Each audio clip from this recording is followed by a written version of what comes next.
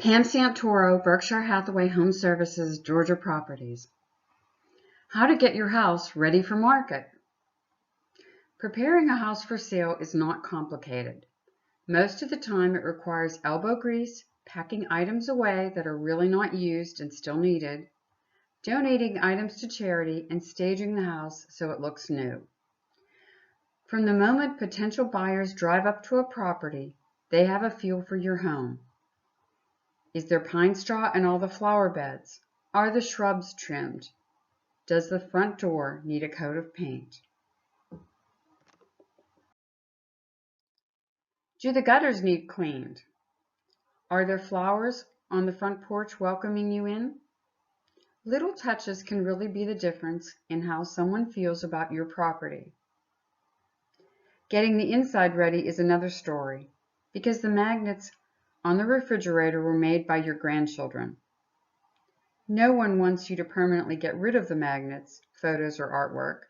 Just pack them away for your new home. Buyers want to imagine themselves living in the house, not you living in it. Once you decide to put your home on the market, remember it is now a commodity, just wood, bricks, and mortar. At this point, you should take a field trip to a model home in a new construction neighborhood to see a good sample of what your home should look like once it's staged, both inside and out.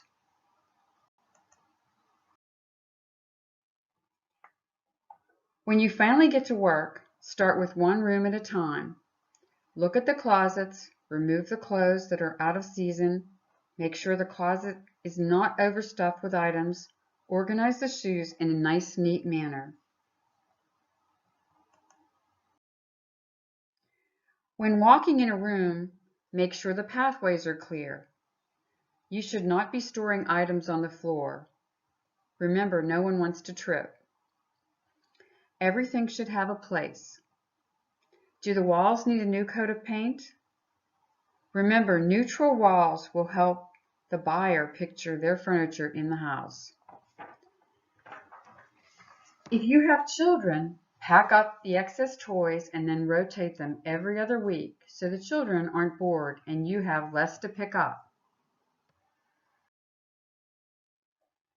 When staging a home for sale, take away all the knickknacks and family pictures. Less is more. Your house should not be filled with silk flowers or overflowing ferns. Even expensive collections are distracting to buyers if they monopolize the room or the area. You want a prospective buyer to picture this as their new home and to remember the special features and details of your property. When moving to Atlanta 26 years ago, my realtor asked me how I liked the wonderful master bath with the jetted tub and the beautiful imported tile. I looked at him and questioned him about the master bath because all I could remember were the candles surrounding the tub and on the double vanities. I read a lot of mysteries, and that master bath was staged for a suspense thriller. Buyers will look in your closets and under your sinks. If you have a spare workroom in the basement or an area in the garage, pack your excess there in neat labeled boxes.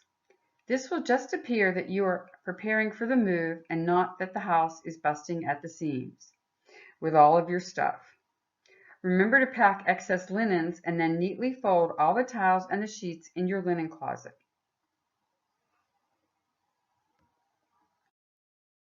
This process is going to make your house appear larger and more like a model home. The next step is to make sure everything is clean and dusted. Even removing the screens on nice clean windows give a better appearance both in and out of your house. Now I'd like to talk to you about staging and show you some before and after pictures. In the before picture, you can see a piece of furniture with a collection of 400 items, and the hallway has quite a few pictures. By removing the large rug in the foyer and the pictures, the furniture, and the collection, the area looks much larger, and the potential buyer will notice the foyer at this point, how spacious it is. In this kitchen, we removed the appliances that were not needed every day and some items on the refrigerator so that there were no magnets left, and put the candles away. And it made it look more spacious and more appealing so that they noticed how big the kitchen was.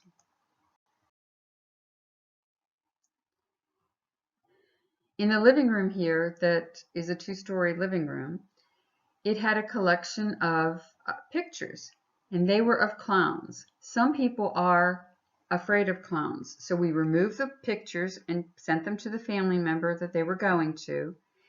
And now the room shows off the 2-story foyer, and it appears much larger.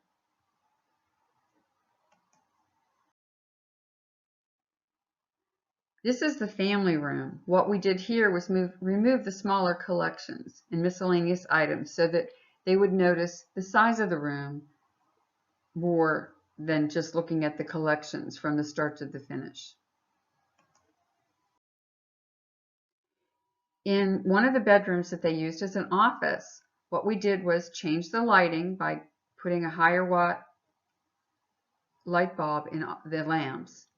And we also removed a lot of the extraneous items on the shelves and some family pictures and things from the desk. So when we were done, it still looked like a bedroom that could be used as an office, but it was much brighter and more appealing.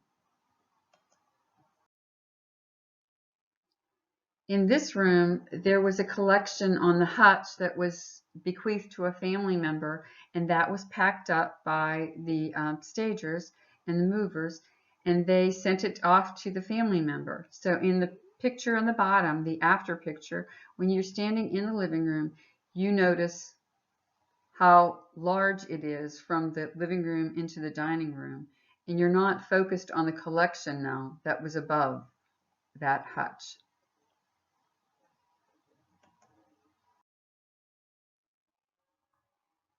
If all of that overwhelms you, I know some good stagers and we can hire one to help you.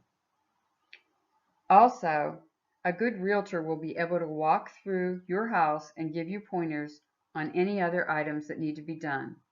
For more information, just call me about the home selling process. You can get me at 678-656-6627 or email me at pam.santoro@bhhsga.com. Remember, no one sells a home like a mom. Call me, Pam Santoro, Berkshire Hathaway Home Services, Georgia Properties.